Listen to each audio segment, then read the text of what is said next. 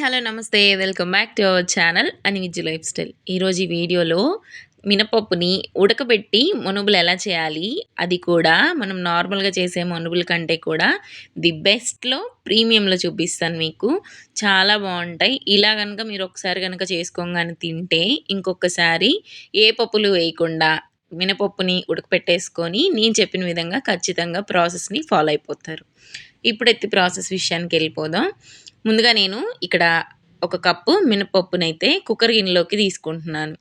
ఇక్కడ క్వాంటిటీ విషయంలోకి వస్తే వెయిట్లో ఒక 1/2 కేజీ వరకు ఉంటాయి మినపప్పు.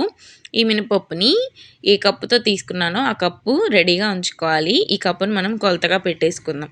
ఇప్పుడు ఈ మినపప్పుని నీట్గా వాష్ చేసేయాలి. ఒక 3 to 4 టైమ్స్ అలా వాష్ చేసేస్తే ఇందులో ఉన్న పౌడర్ డస్ట్ అంతా వెళ్ళిపోతుంది. ఇప్పుడు ఇందులోకి ఒక కప్పుకి 2 కప్పుల చొప్పున వాటర్ యాడ్ చేసుకోవాలి. వాటర్ ఇలా తెల్లగా వచ్చే వరకు కూడా బాగా వాష్ చేస్తే మనకి మనుబులు అనేవి త్వరగా పాడైపోకుండా ఉంటాయి. ఇప్పుడు ఇందులోకి కొంచెం సాల్ట్ వేసేసి కుక్కర్ గిన్నె మూత పెట్టేసేసి స్టవ్ పైకి యాడ్ చేసుకుందాము. ఈ మినపప్పు ఉడకడానికి 3 విజిల్స్ అయితే సరిపోతుంది. మనకి ఈవెన్గా ఉడకాలి అనుకుంటే ఒక 2 విజిల్స్ హై ఫ్లేమ్లో, లాస్ట్ విజిల్ సిమ్లో పెట్టేసుకొని ఇప్పించుకుంటే చాలా బాగా సాఫ్ట్గా కుక్ అయిపోతుంది. ఇలా 3 విజిల్స్ తర్వాత మూత తీసి పెట్టేసుకొని ఒకసారి చెక్ చేస్తే ఇలా పట్టుకుంటే చాలా సాఫ్ట్గా స్మాష్ అయిపోవాలి. దీన్ని కొద్దిసేపు చల్లారడానికి పక్కన పెట్టేసేసి ఇప్పుడు కొంచెం కొంచెం మిక్సీ జార్లోకి యాడ్ చేసేసుకొని బాగా మెత్తగా పేస్ట్ లాగా మిక్సీ పట్టుకోవాలి. ఇప్పుడు ఇందులోకి నార్మల్ చల్ల వాటర్ అయితే అస్సలు యాడ్ చేయొద్దు. లేదు అస్సలు మిక్సీకి పడట్లేదు గట్టిగా ఉంది అనుకుంటే కొంచెం ఒక టీ గ్లాస్ వరకు గోరువెచ్చడి వాటర్ అయితే తీసుకొని కొంచెం కొంచెం యాడ్ చేస్తూ మొత్తం కూడా పేస్ట్ లాగా అయితే మిక్సీ పెట్టేసుకోవాలి. ఇప్పుడు నేను ఇక్కడ వీడియోలో చూపిస్తున్న విధంగా కొంచెం కొంచెం తీసేసుకొని ఇలా థిక్ పేస్ట్ లాగా చేసుకున్నాను అనమాట. మనం బాయిల్ చేసిన దాంట్లో కొంచెం వాటర్ కనుక ఎక్స్ట్రాగానే ఉంటే ఆ వాటర్ యాడ్ చేసేసుకోవచ్చు, ఈజీగా ఉంటుంది. బట్ అలా అని 1 కప్కి 2 కప్సే వేయాలి, ఎక్కువ వాటర్ వేయకూడదు. ఇప్పుడైతే ఈ మినపప్పు మొత్తాన్ని కూడా ఇలా అయితే మిక్సీ పట్టేసుకొని మూత పెట్టేసుకొని పక్కన పెట్టేసుకుందాము. ఇప్పుడు మనకి ఈజీగా ఉంటుంది మనకు కావాల్సినంత వేసుకోవడానికి. సో ఇప్పుడు మళ్ళీ నెక్స్ట్ ప్రాసెస్కి వెళ్ళిపోదాం.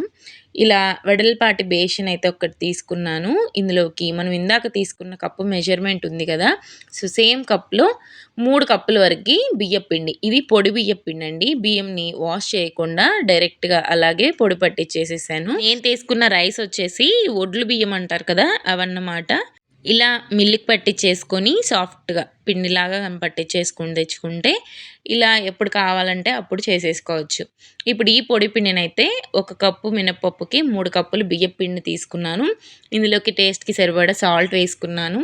అలాగే చిల్లీ పౌడర్, మన కారం కూడా చూసుకొని వేసుకోవాలి. ఎందుకంటే పిల్లలు ఉంటే కొంచెం తక్కువ వేసుకోండి, అదే పెద్దవాళ్ళు కనుక అయితే ఇంకొక టీ స్పూన్ ఎక్కువ యాడ్ చేసుకోండి. నేనైతే ఇక్కడ 1 టీ స్పూన్ వేసాను. అలాగే వాము ఒక 1.5 టేబుల్ స్పూన్ వరకు తీసుకున్నాను. బాగా ఇలా చేతిలోకి వేసుకొని స్మాష్ చేస్తూ కనుక ఇందులోకి యాడ్ చేసుకుంటే ఆ ఫ్లేవర్ అనేది మరింత ఇంక్రీజ్ అవుతుంది. ఇప్పుడు ఇందులోకి మన దగ్గర వెన్న కనుక అవైలబుల్ ఉంటే వెన్న యాడ్ చేసుకోవచ్చు. వెన్న లేకపోతే ఇలా మనం వేడి చేసుకున్న నూనెని కానీ నెయ్యిని కానీ ఒక 4 టీ స్పూన్స్ వరకు యాడ్ చేయొచ్చు. నేను ఇక్కడ గరిటెతోటి ఒక గరిటె నిండా అయితే వేడి వేడి నూనెనైతే యాడ్ చేసేసుకున్నాను. ఇలా ఇందులో వేసేసి గడ్డలు లేకుండా బాగా కలుపుకోవాలి.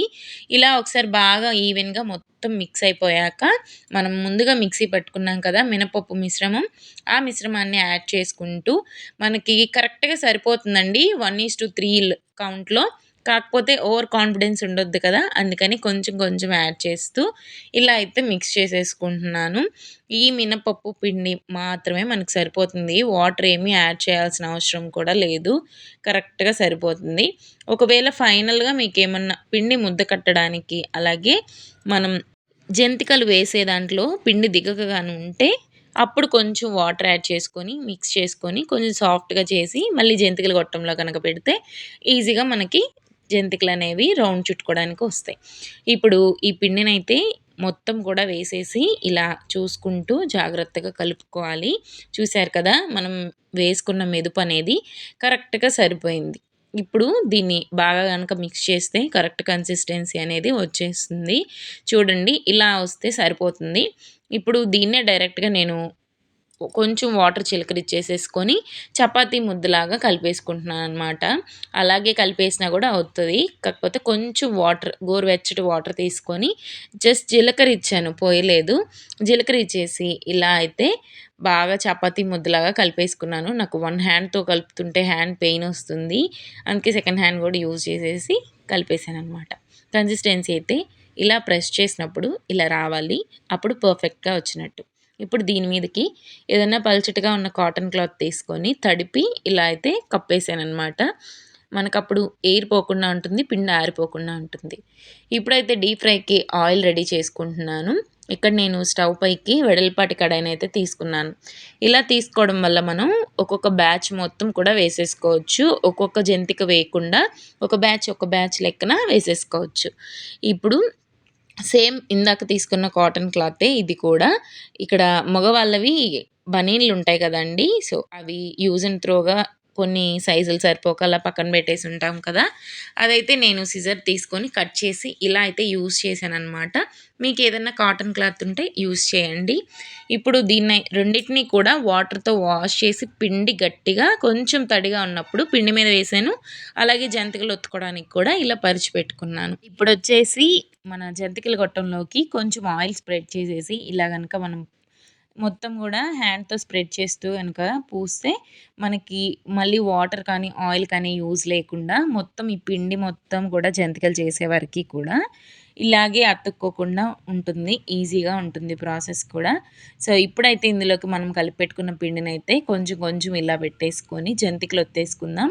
ఇప్ ఇలా మనం పిండిని ప్రతిసారి యూజ్ చేసేటప్పుడు ఈ కాటన్ క్లాత్‌ని మాత్రం కప్పకుండా మర్చిపోవద్దు. ఖచ్చితంగా కప్పాలి. లేదంటే పిండి ఆరిపోతుంది. ఆరిపోయాయంటే జంతికలు సరిగ్గా రావు మనకి. ఇప్పుడు ఇలా మన కాటన్ క్లాత్ ఇలా పరిచి పెట్టుకున్నాం కదా! దీని మీదకి ఒక్కొక్క జంతికని ఇలా బ్యాచులు వైస్‌గా వేసుకోవడానికి కిందైతే ఒత్తి పెట్టుకుంటున్నాను నేను. ఇలా రెడీ చేసి పెట్టుకుంటే మనకి జంతికలు కాల్చుకోవడానికి చాలా ఈజీగా ఉంటుంది. వేరే పర్సన్ అవసరం లేకుండా సింగిల్ పర్సన్ గూడా చేసేసుకోవచ్చు. నేనిలా అయితే ఒక బ్యాచ్‌కి రెడీ చేసి పెట్టేసుకున్నాను. ఒక 5 సెట్స్‌గా. ఇప్పుడు దీన్ని ఆయిల్‌లో వేసుకొని ఎలా ఫ్రై చేయాలి ఏంటనేది చూద్దాం. ఇలా క్లాత్‌ని పట్టుకొని కొంచెం, కొంచెం సైడ్‌కి లేపినట్టంటే చేతిలోకి ఈజీగా వచ్చేస్తాయి.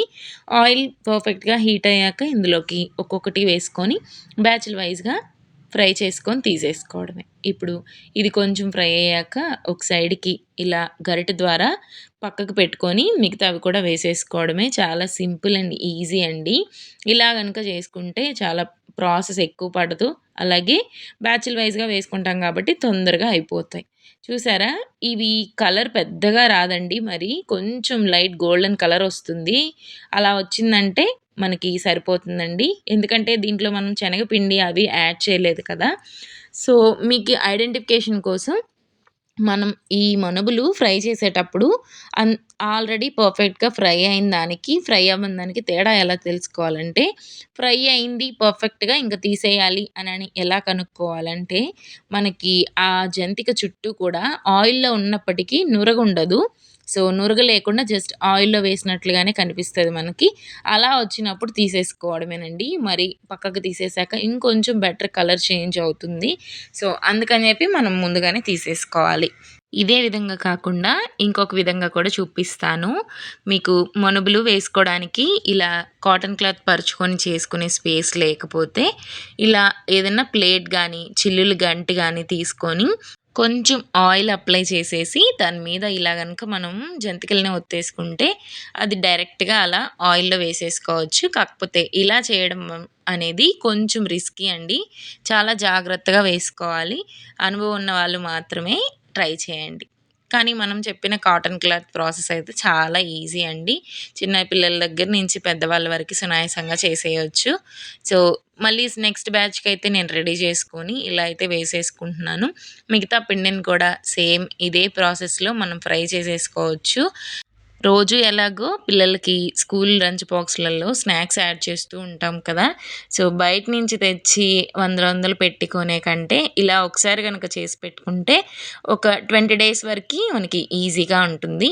అంటే రెగ్యులర్‌గా ఇదే స్నాక్ తినకపోయినా జస్ట్ లంచ్ బాక్స్‌లోకైనా అలవాటు చేస్తే ఇవి ఎటువంటి శనగపిండి ఇలాంటివి లేవు కాబట్టి పిల్లలకి అంత హెల్త్ ఇష్యూస్ కానీ, స్టమక్ ప్రాబ్లమ్స్ కానీ ఏమీ రావు.